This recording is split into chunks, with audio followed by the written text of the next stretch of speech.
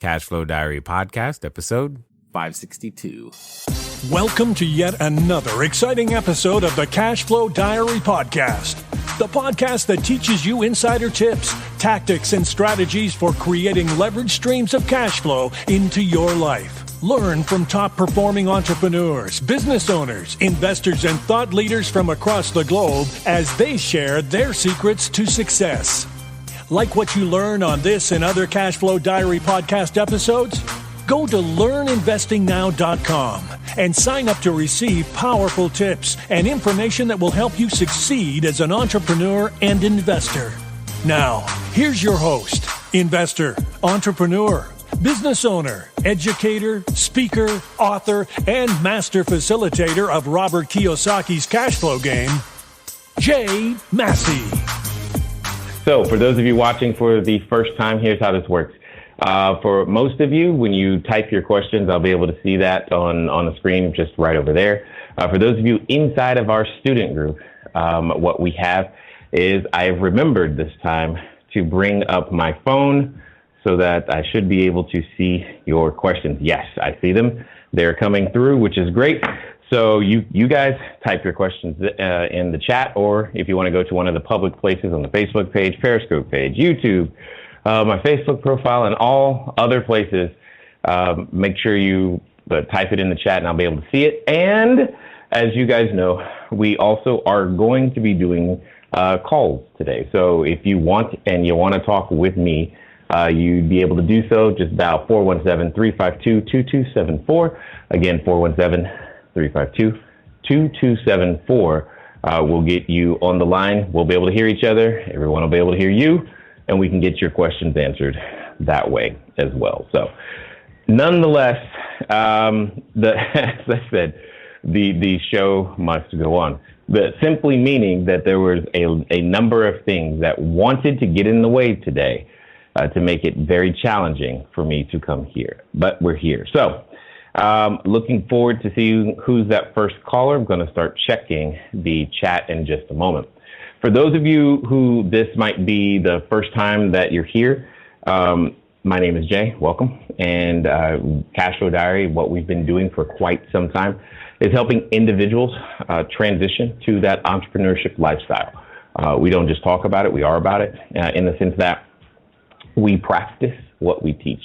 So the strategy that we love to focus on is short-term rentals because, well, it's pretty awesome at the end of the day. And we want to make sure that what tends to happen for people is that they understand that as they're going through a process, they actually understand how to make that process their own, because you're trying to become something completely different than what you used to be, right? You're trying to learn a new skill set. And unfortunately, you can't always just learn it in a boot camp or in a weekend.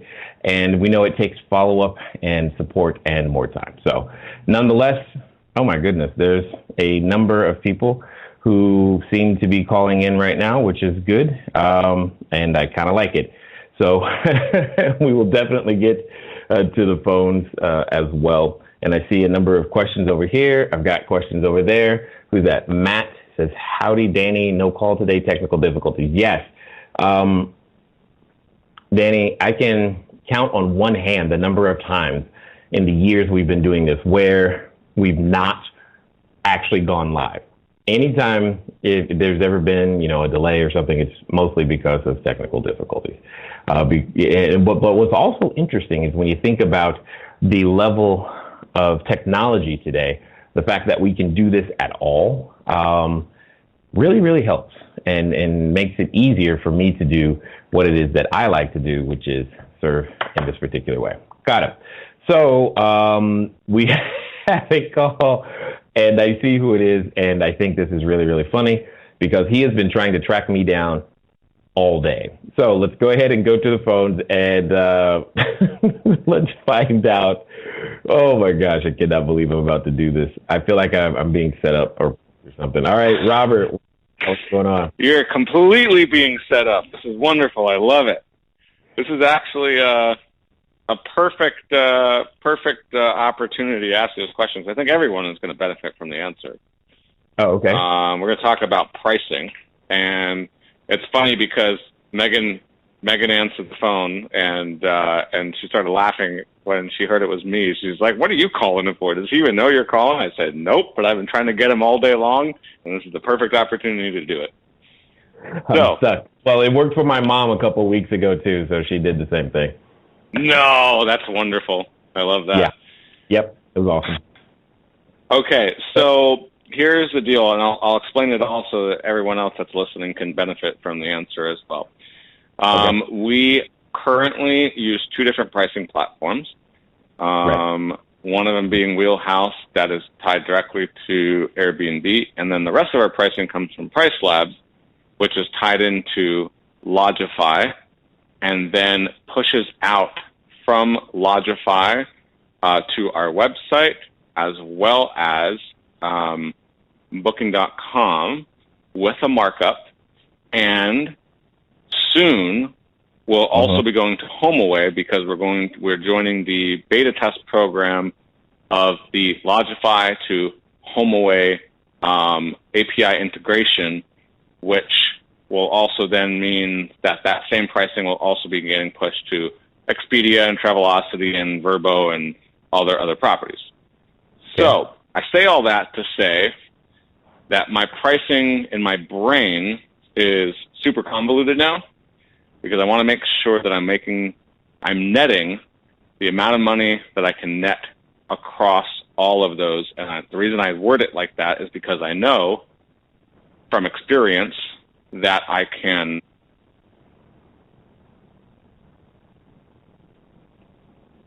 Hello? And, hold on a second. I lost you for a second. Okay, yeah, the other line was ringing. So anyhow, the reason I word it that way is because I know that I can theoretically, in a normal world, I can make the most on Booking.com, and then HomeAway, and then Airbnb.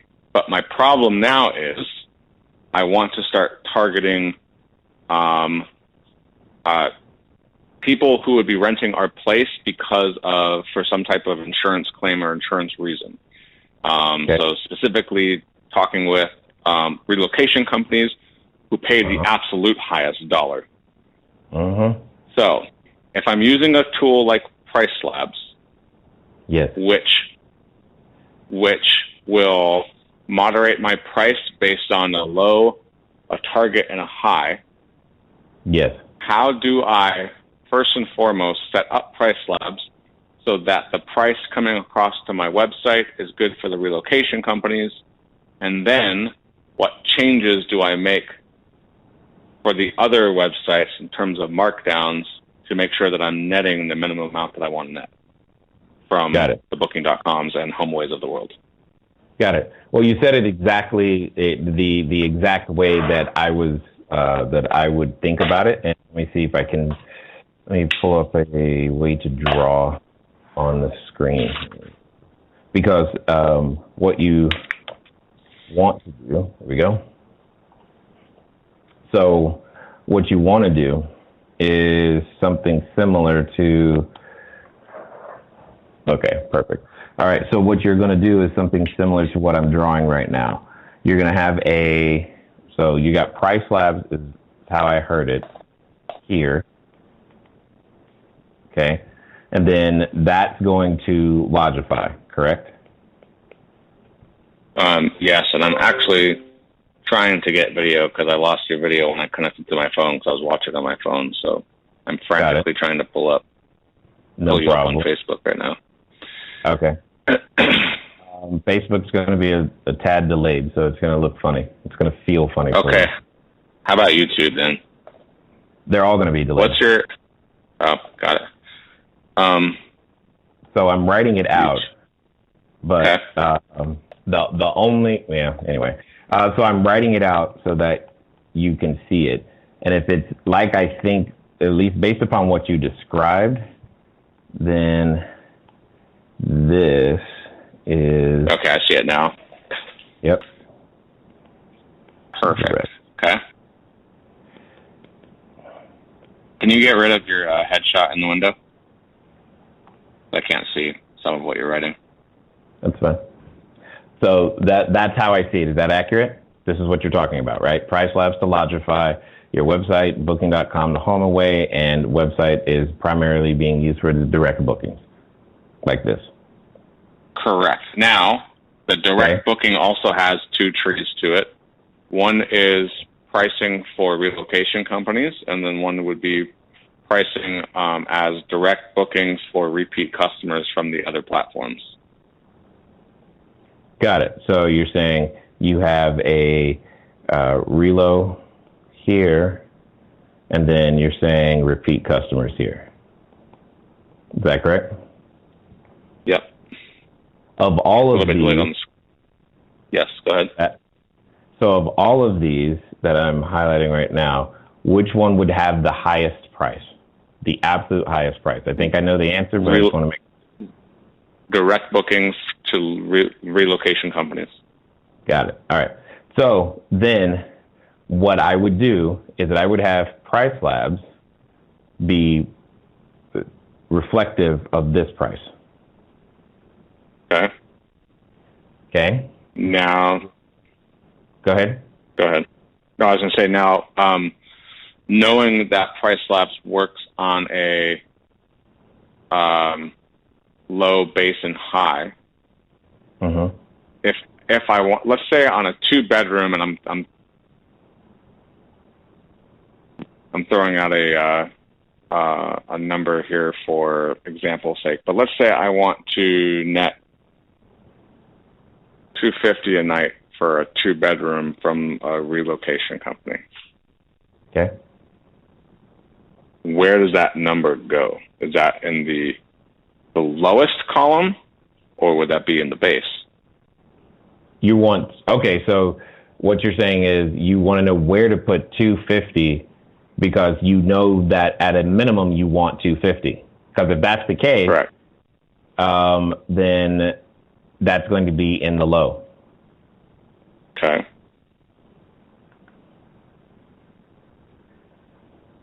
Now, I guess the next question is, do I even fill anything in for the base? And the reason I ask that question is because I'm obviously going to be marking down for all the other platforms. And if I'm going to be marking down, how do I would do that if I know the range? Number it's using. Can you say that again, please? I would fill something in for the base because otherwise you don't know what number it's going to be using. And you're going to want to know that. Because it's hard to do a markdown from an undetermined number. So, because otherwise the software Price Labs is going to impute a number, but what number is that? So what should the markdown be from that to anything else? I don't know, and neither would you. Well, the markdown is from the price that's being populated into Lodgify, which is being dynamically generated by that's exactly my point. But I would want to have an anchor for that dynamically generated price, as opposed to having even that price being dynamically generated, which again is fine, except you don't unless you're just okay with a flat delta between the two without actually knowing. Because here's the next question you're going to ask me is how do I make sure I net the right numbers from any of the other channels? And we're never going to know what that base price is that we're calculating from unless we put something there. Yeah, so my thought was that if the lowest is 250, then I would figure out what I want to net from the others and do a markdown based on that. Okay, you can do it that way. That's fine. That's completely. And now my third concern is, let's say I get the price correct, let's say for a booking.com, for instance. Because this is something I've been dealing with recently where my pricing has been off on booking.com. It's actually been fine for an occupancy of 2, but as the price increases, it's far too expensive for 8 people, and I know I'll never get a booking because we're talking $450 a night in a 2-bedroom at a time where I know that I'm probably only going to make around, in the real world, a real reservation is going to come in around $300. Understood. So how do I account for the extra guest fees? And then the same thing with the relocation companies, right? So the relocation companies, they get a set number approved by the insurance company. If I have a family of 6 coming in, and they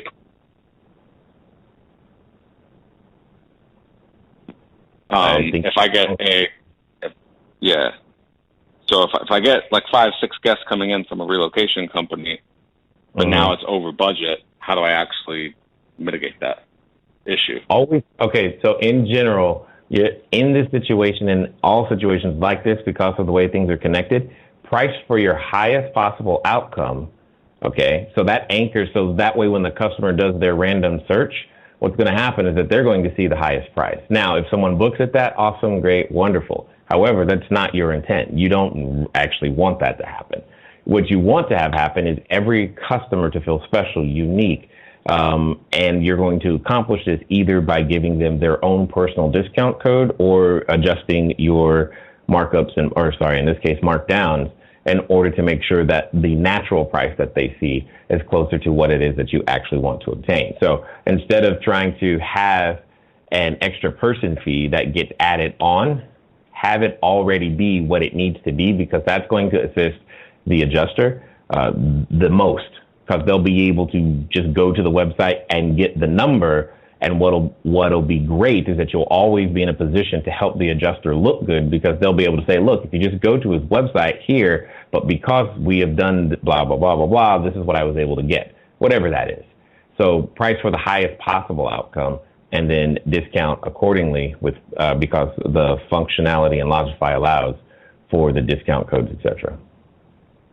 So would you say then it would be more advantageous to say list that bedroom then at, say, that 2-bedroom instead of $250, perhaps at $300, and then provide the relocation company contact with, say, like a 20% discount code or something like that?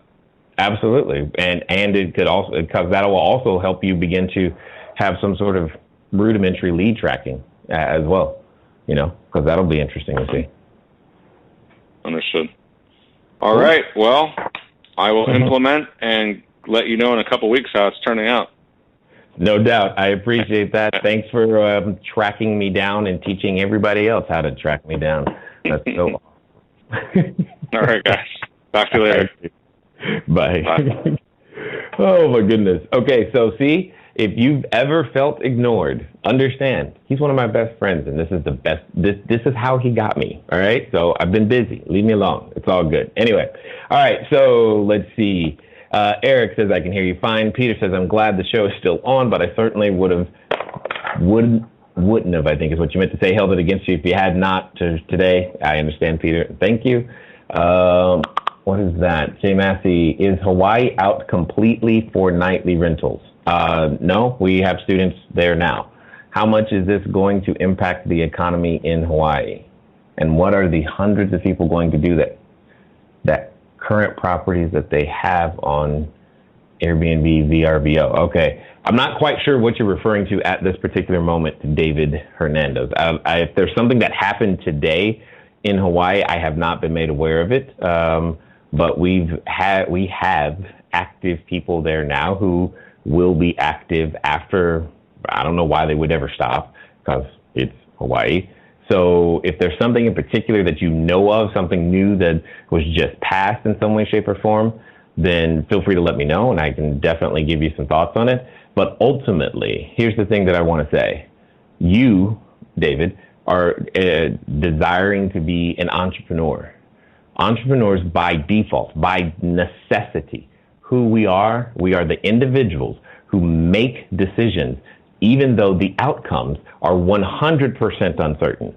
Okay, the environment that every entrepreneur is playing in right now today is completely uncertain. And I don't really care what business it is. So let me say it in a more clear, direct way. Every business has regulations and changes. It's a part of business. So how are entrepreneurs going to respond? Some people are going to quit. That's what's going to happen. Some people aren't going to quit and figure it out. And other people are going to waffle back and forth until someone tells them what to do. And those sometimes get bought by other people. It's one of those three. How that looks and what that looks like and how you actually implement that changes from, company to company, time to time, and it depends on what it is that you're adjusting to. But at the end of the day, the entrepreneurs, we adjust. Ladero, Sheldon is operating in Hawaii. Yes, exactly. I couldn't remember. I was like, who is that person's name? I know there's more than Sheldon, but I know he's there. Tariq, how are you? Quick question. How do you price listings that require a minimum 30-day stay? That's an interesting question. What if there is a 15-day gap between 2 monthly reservations? Would you keep a 3-month booking window? That's an interesting question. And when it comes to pricing, Tariq, I'm not trying to blow you off, but I'm just also trying to make sure that everybody understands that pricing is by far the most difficult question. Oh my God, I forgot about the people on the phone. I'm coming right now. I totally forgot. Anyway, the quick question, pricing is by far the most difficult thing on the planet. So when you say, how do you price it? I don't know how to answer it because there are too many pieces, too much information. I can't give you a number. You have to have a pricing strategy, first of all. You also have to have a pricing methodology. You also are going to want to know, are you the Walmart, Target, or Nordstrom in the area? You're going to need to know your cost. You're going to need to know your break even. You're going to need to know what margin is acceptable to you for you to hit your ROI, especially if you have debt service in some way, shape, or form. There are too many other factors to be able to answer that question. But I can sum it all up by saying this: you're going to price it profitably. That I can tell you no matter what. And if there's a 15-day gap between 2 monthly reservations, then there would be a 15-day gap between 2 monthly reservations. I don't think I understand the question, other than I think what you're trying to say is you don't want to lose that revenue.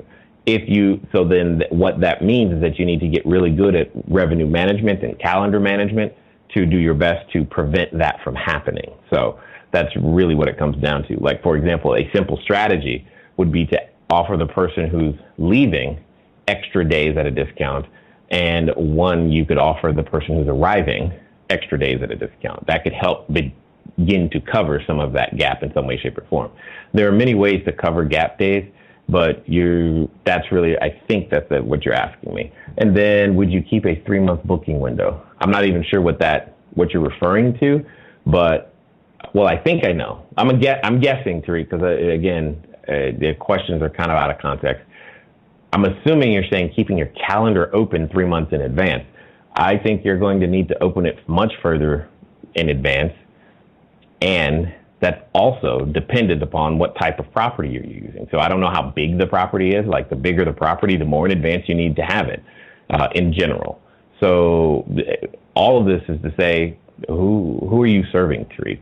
These are all questions, again, that we cover module 1 in a lot of our materials. All right, so I'm gonna get to the phone. I'm gonna do my best to get their question, get it quick. I see all the questions piling up. We will get them answered, but I wanna get to the phone real fast. And let's see who this is. Okay, I think I know. Hey, Dave, what's going on now? Hey, how are you? At this moment, I am okay and together. But before we go anywhere, I have to ask you a question. Last time we talked, we gave some very specific instruction. How much of that have you actually done? Hello there, entrepreneur. This is Jay Massey, and what I want to say to you is that the number one mistake that I have ever made in business, number one, has been waiting too long to do the books, waiting too long to get the bookkeepers, the accountants, the CPAs, the CFOs involved, and I don't want you to make that same mistake. That mistake cost me over 6 figures, and now for a significant discount, you have the ability to get your books together using FreshBooks. So what I want you to do is I want you to go over to gofreshbooks.com/cashflowdiary. Again, that's gofreshbooks.com/cashflowdiary. FreshBooks is the easy to use software designed to help you, the small business owner, the freelancer, get organized and save time on invoicing, getting paid faster, keeping those books in order so that it becomes a bonus for you to do your taxes as opposed to a burden. Go over to gofreshbooks.com/cashflowdiary and get started today. And now let's get back to the rest of the story. I am striving every single day to do exactly what we talked about. which Okay. is perfect the process, make the process king, and not So what is me doing the work. tangibly different than the last time? What could anyone observe and say, okay, since the last time, this is the progress that you made? Since we've talked, I've done a lot. I have put all of the maintenance logins of all of the apartments in LastPass for my VAs to do. Awesome. I have given explicit instructions on how to deal with noise aware, Nest, and August locks. So some SOPs. That's good. SOP, and probably about like 3 or 4 other things that I've been doing. I've handed over to VAs with like explicit instructions and Loom videos. Awesome. Loom is awesome. So now there's just like about 1,000 other things I got to give to them until I can sleep normally. But we're getting there. Excellent. Then you may pass. What is your question, sir? Okay, I appreciate that. Yeah, the lighting and video looks amazing. Thank you. Since you've been a labor. changed over, it looks great. We're doing our best. All right. My question today is, I know you have in our text that when we're looking for apartment buildings, for small apartment buildings, to drive to the neighborhood, look for help wanted signs, and look for owner operators or small property managers that are actually in the area. Some of us want to attract small apartment owners in areas that we're not close to. What do you mean? I'm looking for other neighborhoods that I'm not close to. I want to find small apartments in cities that are not in California that I want to expand to. Got it. And the usual way is through finding them through apartments.com, looking for the small apartments and apartments.com and Craigslist. Do you have any like tips or tricks or information on attracting or finding people without actually like driving like the neighborhood? Got it. I see what you're after. All right, so I'll give you this one, and it will make you a ton of money if you use it. And for the rest of you, just tag along, catch up. Here we go. Are you familiar with LoopNet? Yes. All right, got it. So I'm not saying go on LoopNet and look at any of those properties. One of the basic things that I have always taught people to do is what happened? I'm trying to go on LoopNet. So when you go on LoopNet, one of the things that I am looking for myself isn't necessarily, we apologize, but the feature I'm just trying to access your homepage. Okay, so apparently their homepage is down right now. I was going to show you, but I guess I won't. Typically on LoopNet, what you do is if there's you sound like you know the geographic area that you're after, which is good. So then what I would do is that I take that particular geographic area, look it up on LoopNet, and now I'm looking not specifically for the apartment building that are listed on LoopNet, but I'm looking to see who is listing the type of apartment buildings that I'm actually after. Or whoever the head honcho is in that particular area. Typically, they're going to be the ones with the most listings, sometimes the oldest listings, simply because they've been around a while. They've got stuff that has high days on market, et cetera, or cumulative days on market.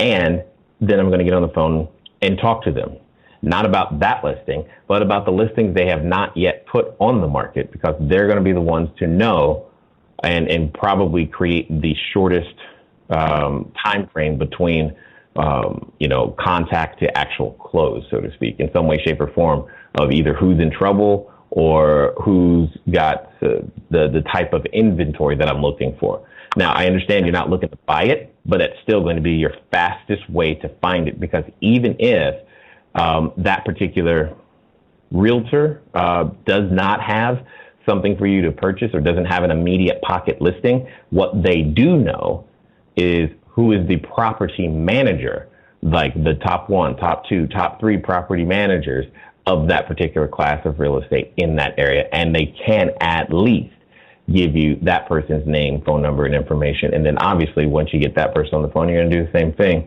to find out which of their customers, their landlords, is having the issues that we can solve. Does that make sense?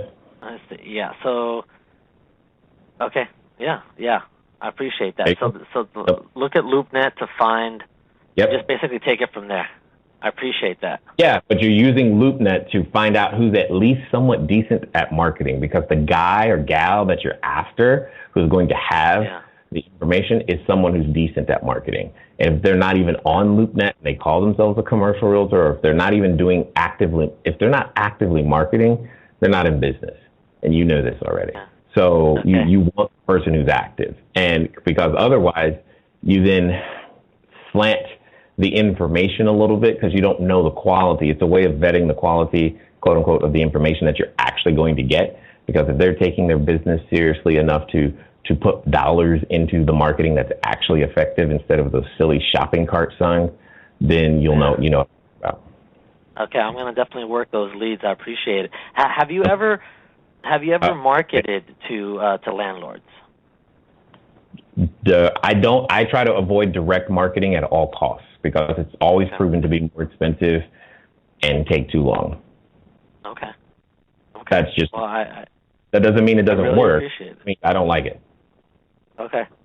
Cool. And have you expanded outside of Southern California yet? I know you're going to get like a bunch. The intention is to do so, but we have not as of this particular moment. Stay tuned. Okay. Trust me. You'll know when. All right. Okay, well, thanks again. No problem. Awesome talking to you.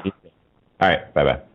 Okay, bye. Okay, let's see. We've got some more questions that have come in. This is good. Let me see if Ed Zoll. I don't know if I pronounced that right. I'm sorry. I'm so glad you're doing these Facebook Lives. You're welcome, Ed. I'm here literally for you. That's like why we're doing it. Let me see who else is that. Sumaita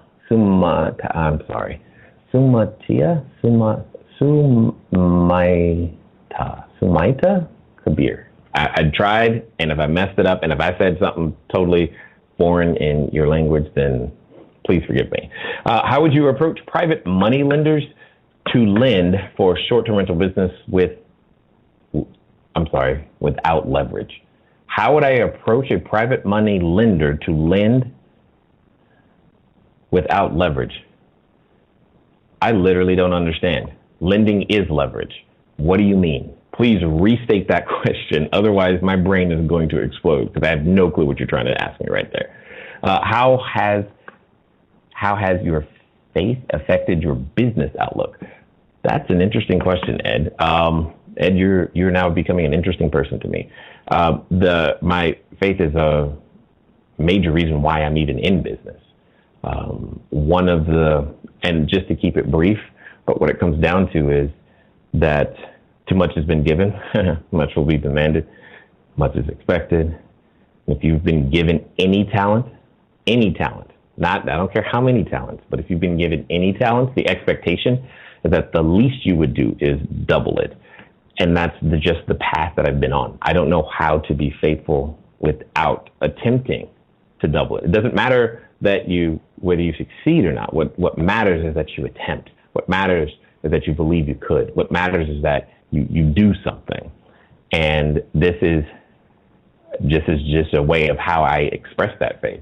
I mean, just simply going live is an expression of that same faith that someone's going to watch beyond my mom, and that somebody's going to get inspired. Someone's going to actually pick up themselves up and do something. All of that takes faith. Anyway, Marshall, what's up? Can you offer daily, nightly rentals between monthly rentals? I think what you're tagging on, Marshall, I'm guessing, is that if you're in a 30-day market, can you offer daily, nightly rentals between monthly rentals? Probably not. However, if you're not with some other minimum day restriction, I don't see why that would be a problem in any way, shape, or form. So, Ladero, what's up? Same here. I needed to offload a ton of the tasks that I do over daily to VAs. drowning in daily mini task projects that will benefit in the future, but not daily money making activities. Yes, and for all of you, this is absolutely something that you can get trapped into doing because they're small tasks that don't feel like they take up a lot of time. And indeed, they may not. They may not physically take a lot of time. But when you're doing 15 of them every day, and then you have another 15 of a completely different kind every day, that time adds up. And worse, it occupies your mental space. As the entrepreneur, the most important thing you've got to do is to understand what is the highest and best use of your time. You have a responsibility to those who you employ, to those who you serve, and you've got to make sure to protect that opportunity. And sometimes that means delegation. Well, often it means delegation. So make that happen. Awesome. I think I got those questions. So let me go over to the Facebook group now. We're going to get your guys' questions, and then I'm going to check the phone one more time and see what we've got going on there. Let me see. Steven says he likes the music. Awesome. Yes, I need to spit some cash flows. Nope. That would take something really special happening, Steven, for that to go down. Sounds like it. Let me see. Daylon, how are you? Long time no talk since Saturday. Orlando's regulations are super tight. Yep. And won't allow for non-owner occupied short-term rentals. Okay. Essentially, the owner has to be present and only 50% of the rooms available can be rented out. Okay. So this is getting interesting already. The regulations are a little more relaxed outside of Orlando's county, but they are further away from Disney and Universal. Any thoughts? Oh, okay. Got it. So Daylon, here's the situation. I have a very similar situation out here with Anaheim, and I just go right next door to the city, literally right next door. That's honestly, in my opinion, the best, easiest solution. Yes, it's a little bit further, and as that continues, that's just where the marketplace is. There's nothing. I mean, there's nothing you can do about it. There's nothing you can do about it. Understand that all entrepreneurs are playing, in theory, on that same level playing field. Now, that does give those owner-occupied individuals an advantage. It does give them that. And there's one other thing you could do, is you could build an entire owner-occupied business. What you would want to do, if you want to get more information on that, let me see, we have a podcast, CashFlowDiary. I'm trying to remember. CashFlowDiary podcast episode 320. CashFlowDiary podcast episode 320 with Sue Hoyela. I have probably messed up her name, but that is her entire business model, is working with owner-occupieds and creating space in their space for her to run and operate the business. So definitely connect with her. She could probably give you some more advice if you really, really think you have to be that close to Orlando. I don't think, or to Universal and Disney World.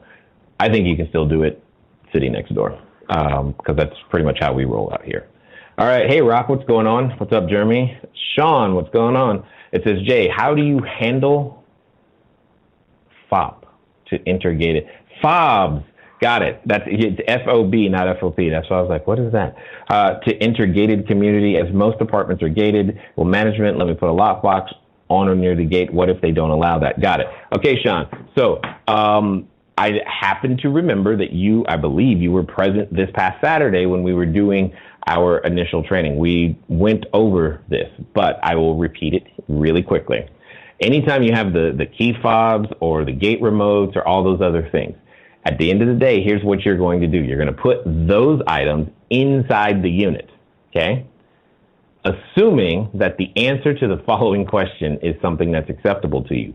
And if you remember, Sean, on the property evaluation worksheet, we have that entire sheet of checklist of questions. Here is one of them.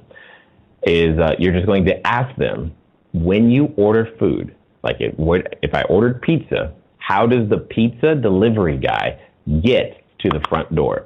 Once you've answered that, then you're good. If they have a process for how the pizza delivery guy gets to the front door, whatever that process is, is what your guest is going to have to do the first time. After that's done, inside the unit should be all the key fobs, the gates, the remote controls, or whatever else passes that they might need, all right, in order to make that happen.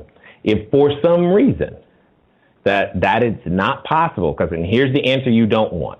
The one answer you don't want is, oh, you have to come downstairs and meet them. That's the answer you don't want. Okay? When you hear that answer, that's when you have to get really creative. And sometimes it can be something as simple as a lockbox, but oftentimes either the management or the ownership doesn't like the look of lockboxes or string of lockboxes on the property. So that then becomes an issue later. So you have to get creative. All right. So, and I've gotten creative before, so creative, in fact, that in one case we've actually built, like physically built, had a wall constructed, ran electricity, all kinds of things, just to build a space to where the guests can come get their keys. Okay. So I'm not saying that that's what you need to do, especially if you're only talking about one unit. But at the end of the day, it's the answer to that question that's going to determine everything. All right, let me check the phone. Whoops, checking the phone again. Yeah, oh, wow, there's more people. Got it. All right, so let's go over to, looks like this is Russell in Minneapolis. Russell, how you doing? I'm doing good, Jay. Hey, what's going on? Okay. So I'm looking at acquiring a property and maybe doing a single-family home for short-term rental. I thought so far for apartments, though. They were, but this one is my neighbor's house. Like I can see it from my kitchen window. So, okay. And it's a smaller house, and the guests I'm looking to serve are people building homes like one city over. And I've had a couple guests in my apartments where they've stayed for 2-3 months. So now I'm looking to acquire this house, fill it, keep it pretty simple. And then now I've offered a couple financing options. So I'm not sure. I'm kind of stuck. Okay, so what's the question? Help me understand. What specific, are you stuck on the financing, or what are you stuck on? I've never done single-family homes, right? So it's a 30-day minimum in the city that I live, and I'm used to working nightly rates, right? So. Got it. Well, okay, so now you have a completely different system and a completely different marketing way of marketing. You realize that, right? Yeah, that's kind of what I'm calling. I'm trying to look like, should I do this? Okay. What do we got to look for? Well, and then, okay, so here's, and again, you've known me long enough now to know that I'm just going to shoot you very straight. You have 9 units. Right now, are those 9 units in a situation where they're operating 100% without you no more than minimal time from you, let's call it 30 to 90 minutes a day? No. Okay. And if they were, would those 9 units be producing an income that would be sustainable enough for you to live on, for you and your new baby, I didn't forget, okay, and everybody else to live on? Yes or no? No. Okay, so because I don't want you to undergo the work of building a brand new marketing system for this one unit, I would stay closer to what you've already done until those 2 conditions that I just said. So let me rephrase. If you had said to me, hey, Jay, I'm making up numbers right now, but I've got 30 units, and these 30 units, they're operating pretty much on their own. It takes me maybe 30, 90 minutes a day. I'm pretty good at this moment. I've followed all the pieces. I've got everything implemented. I'm kind of bored. Maybe I'm looking at trying this for the first time. What do you think? My answer would be completely different, because the amount of emotional, mental, physical energy that it's going to take you to build something all for 1 unit of production. This is what I'm trying to stress here. 1 unit of production is going to be challenging for you. Here's the other situation in which I would be giving you a different answer. If it was your very first unit and you had no other obligations on your time from the other 9 units. So if this was your first unit and this is where you were starting, then that would also be fine, because you got to build something anyway. But do you understand where I'm coming from? Yeah, I got to perfect the systems more. The highest return on your time is to double down, literally, on what you've already done. Yeah. And that's what you should do, which means, yeah, this is an opportunity, and you need to I would let it go to somebody else.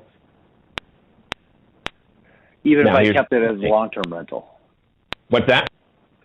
Even if an exit strategy was just keep it as a long-term rental. Well, you could, okay, sure. Now, if you're going to do that, then that's fine. That's close. That's very akin to what you do every day anyway. Yeah. I don't have a problem with that I'd love because that's not going to you're not going to be providing furniture. You're not going to be doing, you know what I'm saying? You're not doing something. Yeah. You're not building a whole new thing just for that. Okay. I get that. Got that. And then one more seed I want to plant, the idea I want to just revisit, not talk about now, but for you to start thinking about again, is going after stranded travelers. What do you mean? Like at the airport? Yeah. I guess marketing towards stranded travelers. Do you have the connections at an airline that could make that happen? I got one person, but I'm thinking I'm going to be flying out a couple weeks, so I'm thinking about going early to the airport and just going to customer service reps and picking brains and seeing, hey, how do you guys transfer? If you can get in there, it's a great idea. I like it. I mean, like if you can become some sort of preferred vendor in that regard, that's a great idea. My concern, though, is typically, like in that situation, the stranded traveler, that's going to happen at your, late at night or inclement weather, et cetera, in some way, shape, or form. In theory, you should already be occupied, right? Yeah, true. Yeah. So I don't know how much of a benefit you'll actually be to the airline when the majority of the time that you call them, you're going to be, yeah, I don't have anything for you. Like, how many times are you going to keep calling you so that you can only tell them, yeah, I don't have anything for you? And even if you did have something for them, you might be able to take, one, maybe two families at the most? They got an entire plane. Yeah. It'd be a random orphan day, too. So, and happen to fall on. Yeah, exactly. It'd be so hit and miss. I mean, that's worse odds than Vegas.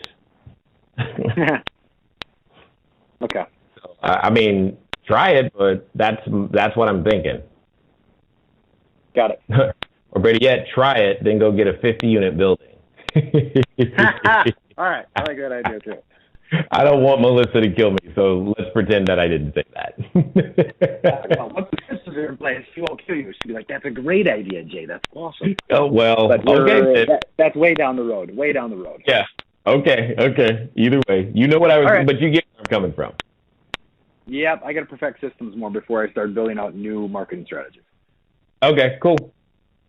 No problem. Let me get to the next one. Was that it? That was it, right? That's it. Thank you. All right, cool. No problem. All right, Michael, you're up. Here we go. Let's see. Michael, I believe I got you. You're live. How are you doing, sir? You're in Denver? Hey, Jay. Yeah, I'm in Denver right now. Mike. This is Mike. I'm not used to I've never Michael. So it's weird. I'm like, it's a new Michael from Denver, and then it's not. Right. It's me. It's all good. So, what's up? Yeah. Man, sending love first off, you're in my prayers, brother. No. Yeah. Man, so we're having these inquiries from Airbnb. My Smart B&B responses are being off. So I'm getting, that's happening maybe 4 or 5 times where I'm getting inquiry from a potential guest, and they have a question that my automated message doesn't address. And so I have to go in there manually to readdress the question, and by then I've lost them. So I've not got a response from any of these people that are just giving me inquiries. So I was just wondering about if there's a way to intercept them better before that happens. I did program a message. You know there is, and you know there is, right? You know there is, and you know I know the answer, don't you? I do. That's why I'm stoked. I'm stoked to see what happens. Okay. So inside, and I'm going to see if I can bring it up for you right now, or at least on the screen. Hold on, what's going on? I'm trying to log in. Give me a second. But inside of the messaging component of Smart B&B. What you have access to is something that they call questions. And inside there, all right, what you have the ability to do is to actually, for lack of a better word, pre-program some answers to common questions, right? Something that an automated message doesn't handle. And you also have the ability to train it to recognize questions it does not already recognize. Does that make sense? All right. Yep. So in theory, I'm willing to bet that some of the things that you have received or the questions that you've been asked, they kind of repeat or they're along a similar theme. You know, can I get a discount in? Does this place have parking? And that type of stuff. All of those can be programmed so that inside what is your standard automated response, if the system also sees that that question comes, it will literally insert an additional paragraph inside your normal response and send all of that with their answers to them. Does that make sense? Okay. Yep. So that's the feature that you're looking for inside messaging. I was unsuccessful in bringing it up right now. Okay, hold on. Let me try one more time on this browser.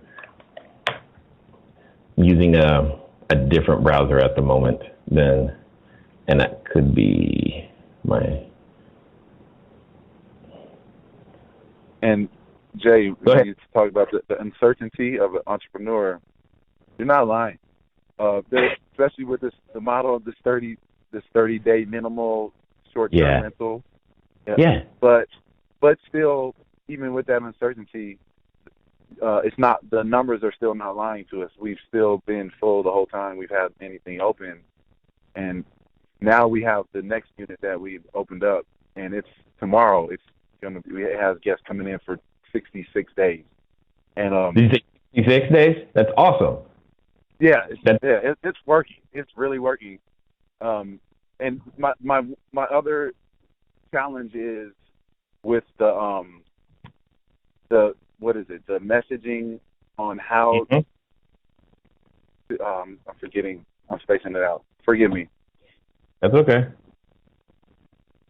Take your time. Okay. I'm still on my iPad here.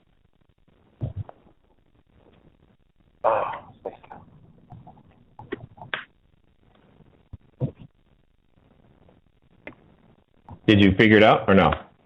No, I'm still trying to find it in my brain. Well, I guess I can ask next week. I don't want to. He's like, I'll just ask next week. I totally understand, and I get that. So I think I got it now. So what I'm going to do is I'm going to bring up. Come on, go. Going to. There we go, and bring up messaging. Okay, I did not get it. I thought I got it, but I did not get it. But inside the messaging section is what you're looking for, and then you're looking for questions, and then you want to focus on questions and custom codes. One of the other things that I would do is that in the lower right corner on your screen, you have the little help thing. One of the best things that I appreciate about what Pierre and the team have put together is their ability to respond to questions. And I don't know if you saw the AMA he did earlier today, but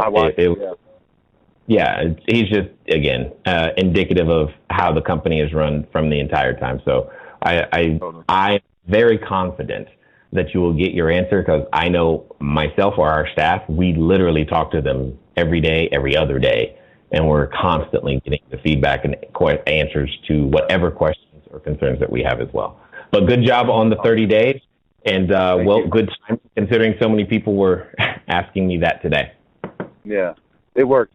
I remember that question, Jay. It was go for it. The address. So the new booking we got with our new unit, it sent the old address to them, our first unit address, So is there somewhere where I'm able to program that response for each booking? Yes, absolutely. Any of the messages you can be as granular as you want, meaning the messages can, in and of themselves, be only tied to one unit. You can have them tied to all of your units.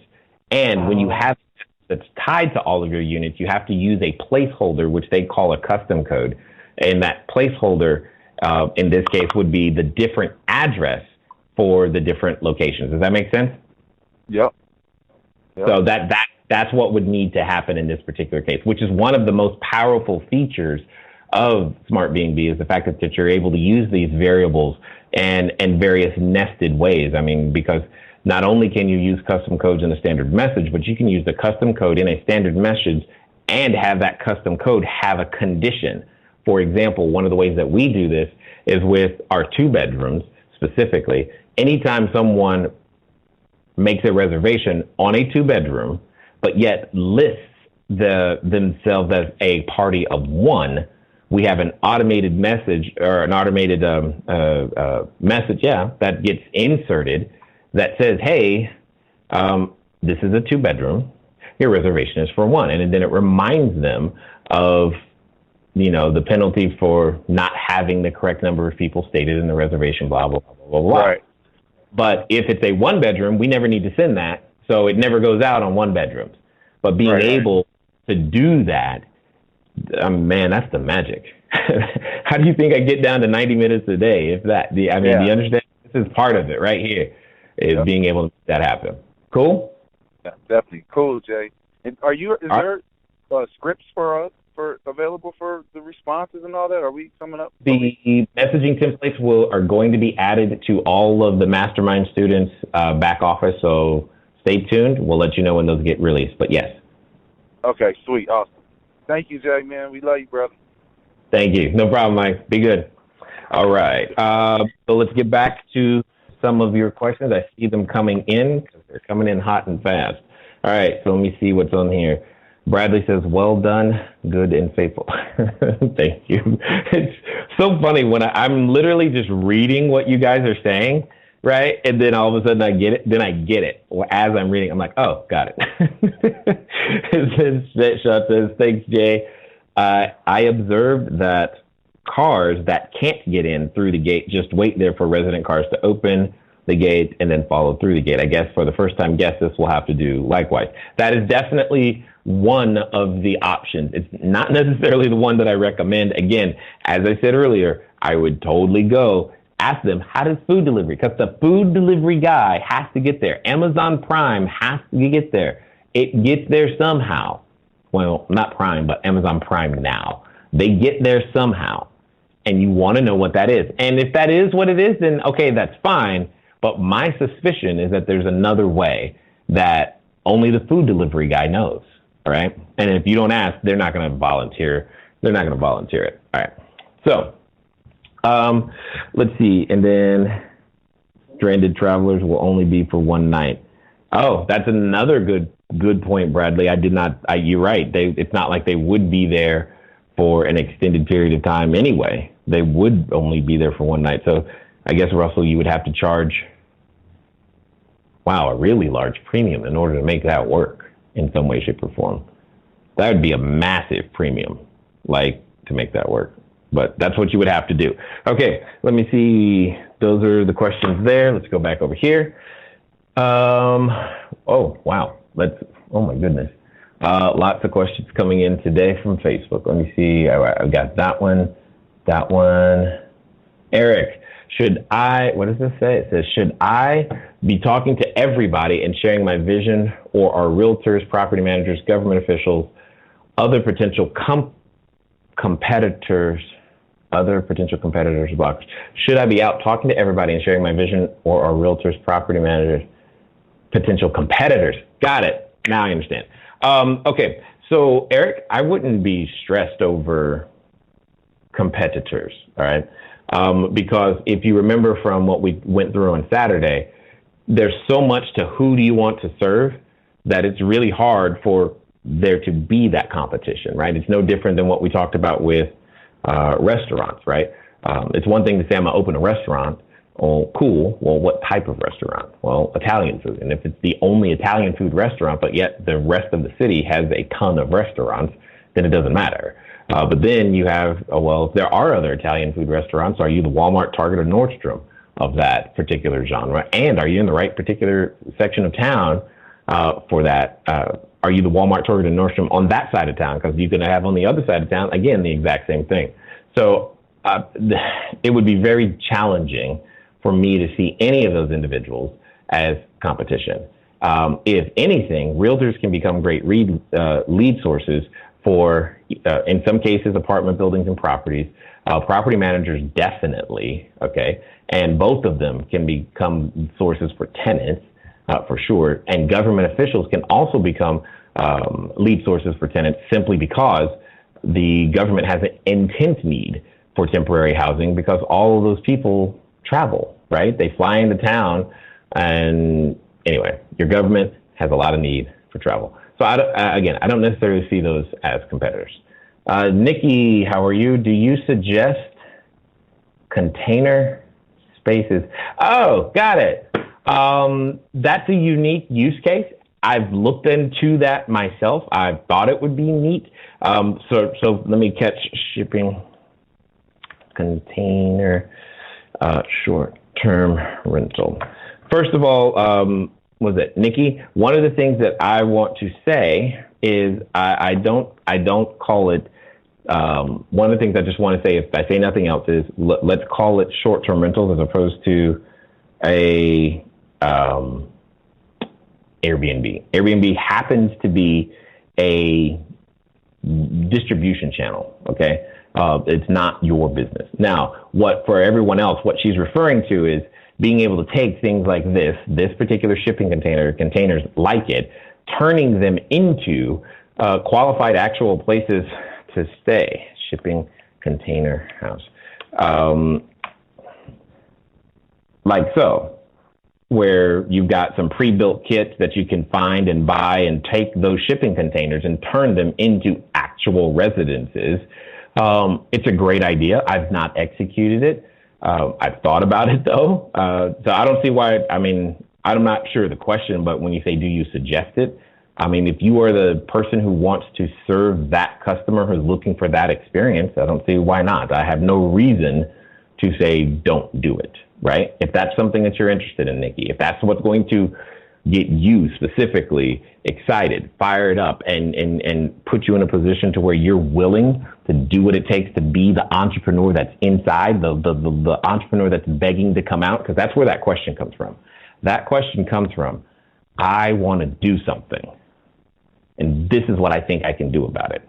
So the question is, Nikki, do you believe enough? Not do I believe enough, because I'm not going to be the one doing the work. I can help you with the systems. I can help you think through some things. So can all the students. But do you believe? If you believe it, then there's really not much left to ask, here, because, and I'm sure you've seen this by now. People are staying in, I've seen taxis, I've seen missile silos. I think there was a potato once, definitely an airplane hangar, just all kinds of stuff. So if you're going to create the experience, then let's go create the experience, make it happen, period. All right. Because there's something inside of you that's begging to come out. Let's see what we got. Jason Johnson. What does this say?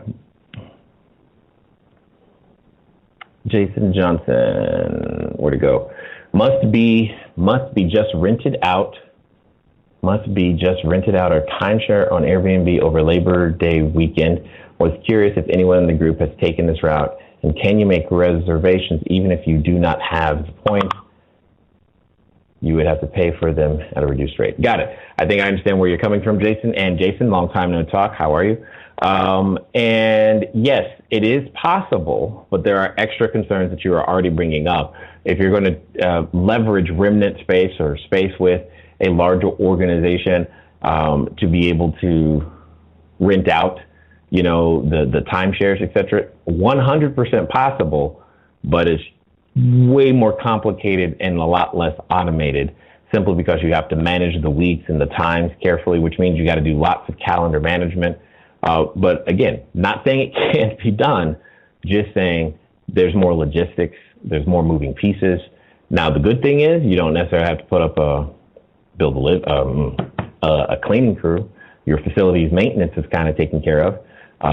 But on the opposite end, there are some interactions with the customer right? Because remember, if you put if they found your reservation or found your location, whatever platform they found you on, they're going to be reviewing you, and you have no control over what happens once they cross that threshold, right? So that could become problematic for your business long term. So just something to think about at the end of the day. All right.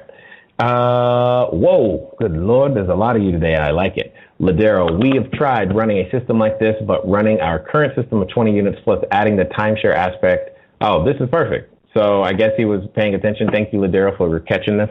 And again, what he's saying the same thing. So feel free to catch up with Sue because she might be able to help you. Love from Boulder, Colorado. What's up? And E.B. Eblen, I'm not even sure how to say that. Jay, would you suggest doing more one-off Airbnb rental, more one-off short-term rental? For example, if you Google Treehouse Airbnb Georgia, I've heard the owner on a podcast and figured guests are staying for the experience. Yes. You're probably new around here, and that's cool. That's why you said that. Now I understand, because I was confused for a second. So let me talk to my real estate people for a second who think it's actually about the real estate. It's not. It's about the experience at the piece of real estate, period. So yes, if you want to do something exotic, and I tend to classify them in three different ways. You've got your urban, right? You've got your exotic, and you got your rustic. What you're talking about here, if you're talking about a tree house, that's what I call the exotic experience. It's something unconventional where you get to do, like that's where I meant the taxis and all this other stuff. Knock yourself out. If that's what you want to do, there's nothing wrong with it, okay? And that's just not the model we're after. I want entrepreneurs who want to build and scale something so that they can produce the cash flow and then go buy more real estate or make other investments, whatever that might be. That's really where we shine. We can give you the systems to run it all. That's for sure too. All right. Let me see. I keep getting I don't see anybody on the call. So it looks like one of my team or somebody was trying to get a hold of me.